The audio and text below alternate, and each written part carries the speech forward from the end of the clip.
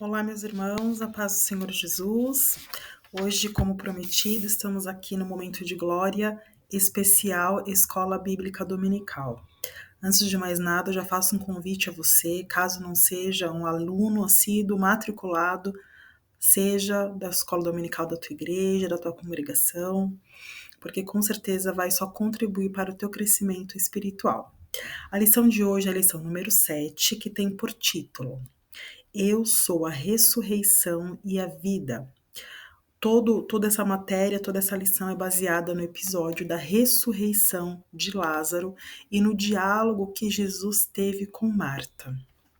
Vamos para o texto áureo. Diz assim: Disse-lhe Jesus: Eu sou a ressurreição e a vida. Quem crê em mim, ainda que esteja morto, viverá. João 11:25. A verdade prática. O Senhor Jesus Cristo é a ressurreição e a vida. E por essa razão, temos a garantia de que um dia teremos um corpo glorioso como o dele. A leitura em classe está no livro de João, capítulo 11, versículos 14, 15, 17, 21, 23 e 27. Eu vou ler apenas 2 versículos e já iremos dar início à aula. Diz assim, versículo 20. Ouvindo, pois, Marta que Jesus vinha, saiu-lhe ao encontro. Maria, porém, ficou sentada em casa. Versículo 27. Disse-lhe ela: Sim, Senhor, creio que tu és o Cristo, o Filho de Deus, que havia de vir ao mundo. Nessa lição de hoje, nós temos 3 objetivos principais. São eles: informar que o objetivo de Jesus vai além das circunstâncias imediatas. O encontro transformador de Marta com Jesus. E também a doutrina bíblica da ressurreição do corpo, que nos indica a esperança futura na superação da morte. O tema dessa palavra, baseado na ressurreição de Lázaro, a palavra central dessa aula é vida. E disse Jesus que ele é a ressurreição e a vida. Quando Jesus fala isso para Marta e quando nós lemos isso na palavra do Senhor, nós conseguimos entender 2 tipos de ressurreição e 2 tipos de vida. Quando a gente fala com alguém que espiritualmente está morto e Jesus fala, eu sou a ressurreição, significa que, ainda que vivos, tínhamos atitudes, falta de fé, falta de esperança, e o Senhor nos dá essa ressurreição de esperança, de vida espiritual. E nós também falamos da ressurreição que acontecerá ao final, aí, né, após o arrebatamento, onde nós seremos transformados em corpo glorioso, e eu vou chegar nesse tema hoje. E quando a gente fala de vida, da mesma forma, ainda que esteja morto, viverá. O Senhor disse a Marta sobre Lázaro. E ela fala assim, sim, na ressurreição naquele dia, que é o último dia, que é algo que era citado pelos judeus. Ela não estava errada, mas Jesus não estava falando disso. Ele estava falando que ele é a vida agora e ele é a vida, nos dará direito à vida eterna. Então, como eu disse a vocês, ressurreição agora, de uma vida morta nesse mundo, porque esse mundo jaz do maligno, esse mundo não tem nada a nos oferecer e tudo aquilo que ele nos oferece nos corrompe. Então Jesus é aquele que nos dá a ressurreição agora, nos dá vida agora e nos promete a vida eterna. Este é o tema aí, dando um início sobre tudo que nós iremos falar na aula de hoje. Obviamente uma aula muito rápida, 10, 15 minutos no máximo, já estou aumentando o meu tempo, era só 10 minutos. Mas convido a você, aos que estão aqui próximo, eu irei lecionar, né, conversar sobre essa aula no próximo domingo. Então já convido você a estar conosco na minha igreja. Se você estiver aqui em Osasco, onde eu moro, já te convido e convido você também a estar na tua congregação para participar dessa aula que vai ser maravilhosa. O Senhor vai aí nos ajudar, nos tirar dúvidas através da sua palavra, porque quando a gente fala de morte, todos nós temos às vezes receio da morte. Eu não digo nem medo, né, meus irmãos, mas receio mesmo, né, de ir agora. Mas Jesus nos fala que essa morte é apenas uma passagem para a vida eterna daqueles que morreram em Cristo. Então, essa aula de hoje é uma aula para nos dar essa calmaria, né, diante do medo, diante de agora, de nós sabermos que se vivermos, nós estamos com Cristo. E se nós morremos, nós também estaremos com Cristo.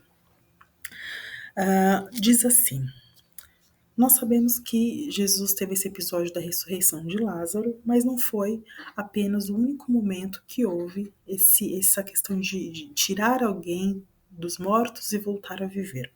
Nós temos esse episódio no filho da viúva de Naim e também na filha de Jairo, que a gente é uma palavra muito conhecida da igreja, né? Que fala menina levanta, de Tabita come, que fala para aquela menina que já estava morta levantar, ressuscitar. E este milagre de Lázaro é o último milagre relatado no livro de João, que contém apenas 7 milagres. São eles: a transformação da água em vinho, a cura do filho de um oficial do exército romano, a cura de um paralítico, a multiplicação de pães e peixes, que eu já até falei uma aula sobre isso, quando Jesus anda sobre as águas, a cura de um cego de nascença e, por último, a ressurreição de Lázaro. O livro de João contém apenas 7 milagres e este é o último milagre que está contido no livro, no Evangelho de Jesus Cristo segundo João. E aí, aqui um dos tópicos, dos subtópicos, está escrito: o desapontamento de Maria e de Marta. Meus irmãos, na nossa vida, em algum momento nós seremos Maria, Marta ou Lázaro. No episódio anterior, Maria, ela estava aos pés de Jesus e Marta preocupada com os afazeres. As pessoas falam tão mal desse episódio, mas eu particularmente enxergo de uma forma completamente diferente. Sabe por quê? Porque nós que somos mães, esposas, mulheres, nos preocupamos sim com os afazeres de casa, da organização, da alimentação dos nossos filhos. É claro que há um tempo determinado para todas as coisas. Jesus fala que Maria escolheu a boa parte. Mas em nenhum momento ele fala que Marta estava pecando porque estava cuidando dos afazeres. E a gente coloca dessa forma e não é uma verdade. E agora, nesse episódio da morte de Lázaro, nós temos mudança de posição. Por quê? A palavra do Senhor nos fala que Maria ficou sentada. E quem foi ao encontro de Jesus foi Marta.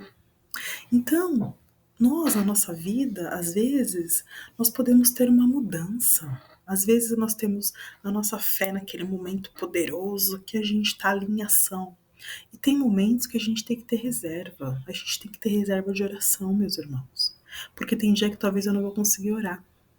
E eu preciso de reserva. Sabe quando você tem uma conta no banco e você faz um depósito, um depósito, um depósito?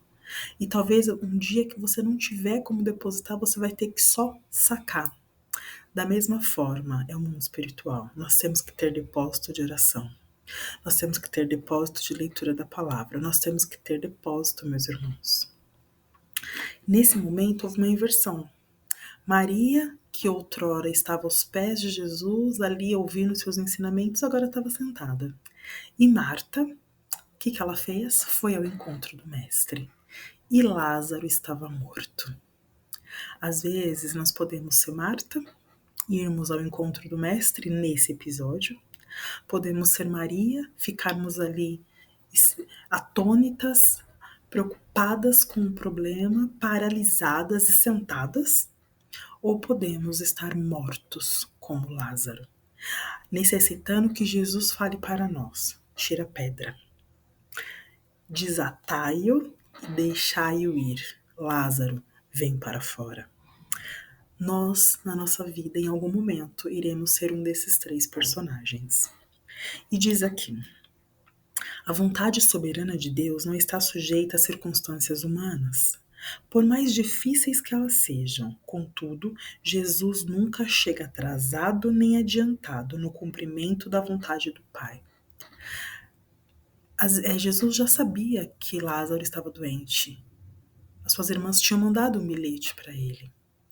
Mas perguntaram: mestre, o que aconteceu? Lázaro está doente. Nós vamos para lá? Não, porque não é para a morte essa doença. Jesus poderia, naquele momento, ter retornado a Betânia, mas não. O que ele faz? Ele continua seus afazeres, ele continua na outra cidade. Ele estava em Jerusalém, depois que ele passa o Jordão e vai lá novamente. Porque tinha um tempo, e ele falou que o nome do Senhor ia ser glorificado e que, através deste milagre, eles iriam crer nele. Meu irmão, tem momentos na tua vida que o Senhor permite situações para que o nome dele venha a ser glorificado. E assim como foi na vida de Lázaro, ele poderia ter feito o milagre da cura, mas ele fez um milagre ainda maior, que foi da ressurreição. Diz mais: por mais que as meninas, Marta e Maria, tenham ficado decepcionadas, e às vezes nós nos sentimos decepcionados como se o Senhor tivesse se esquecido de nós. Calma, calma, Deus está no controle. Diz aqui: o encontro de Marta com Jesus. Viver entre a promessa do Senhor Jesus e a circunstância da vida é um grande desafio da fé. Quando Marta vai ao encontro do Mestre e o Mestre fala: ele vai ressuscitar, Marta tem a resposta pronta: eu sei, Senhor. No grande dia ele vai ressuscitar. Porque nós, às vezes, a gente nem ouve direito o que Jesus está falando conosco, temos uma resposta pronta. Marta fez isso. E o Senhor falou: não, você não está entendendo. Você não está entendendo o que eu vou fazer, o milagre, o poder e a glória que eu tenho. Diz aqui: enquanto Marta apresentava uma doutrina defendida pelos fariseus, embora correta e verdadeira, o nosso Senhor revelou a doutrina da ressurreição, associada à sua própria pessoa, ao trazer Lázaro de volta à vida de maneira concreta. Quando Marta dá uma resposta a Jesus, ela dá uma resposta baseada no quê? Numa doutrina. Eu sei que ele vai ressuscitar. Mas, irmãos, Jesus, ele vai além da doutrina. Ele vai além dos meus pensamentos. Ele vai além do que eu acho. Ele vai além. Ele nos surpreende. Já passei muito da hora, muito mesmo. E eu quero finalizar falando sobre a ressurreição do corpo.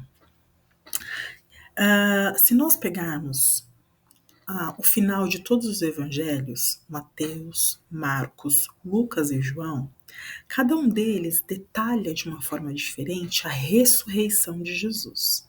Porém, João fala de algo que eu quero aqui compartilhar com vocês para que nós possamos finalizar a pequena aula de hoje. Diz aqui, livro de João, capítulo 20, versículo 17. Recomendou-lhe Jesus que não me detenhas, porque ainda não subi para meu Pai.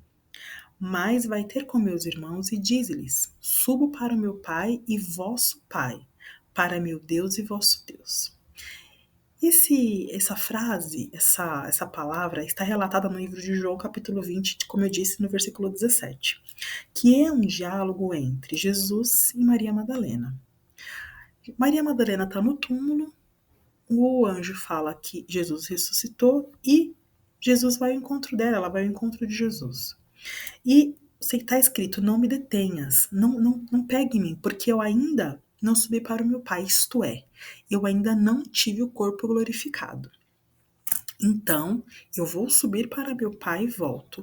Vanessa, do que você está falando? Aí nós vamos para o livro de 1 Coríntios, capítulo 15, versículo 53, do apóstolo Paulo. Olha o que ele disse: porque é necessário que este corpo corruptível se revista de incorruptibilidade, e que o corpo mortal se revista de imortalidade.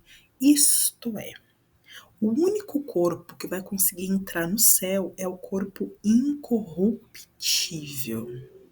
Jesus, para morrer e ressuscitar, ele estava num corpo mortal. E ele fala: não toque em mim, porque eu vou ter o corpo glorificado. Perdão. Porque quando ele voltar ao céu, ele tem que estar com o corpo incorruptível. Tanto é que ele aparece para os discípulos sem passar pelas portas. Já pararam para pensar nisso? Enfim, que tosse, fora de hora. Vou parar a aula daqui por hoje, porque é um assunto que dá pra gente ter muito tempo. Já passei de 15 minutos, me perdoem.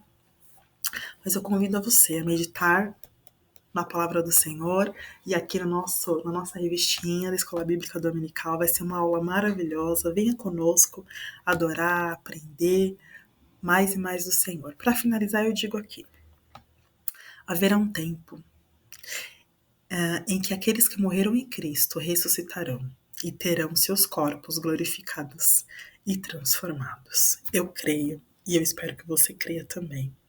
Deixe o seu like, compartilhe esse vídeo. Se você não é ainda alguém inscrito, seja um inscrito no nosso canal, divulgue esse canal, é um canal de adoração, de louvor e principalmente é um canal que tem como objetivo alcançar vidas. Que o Senhor te abençoe, te guarde, te sustente. Te vejo no próximo vídeo em nome de Jesus.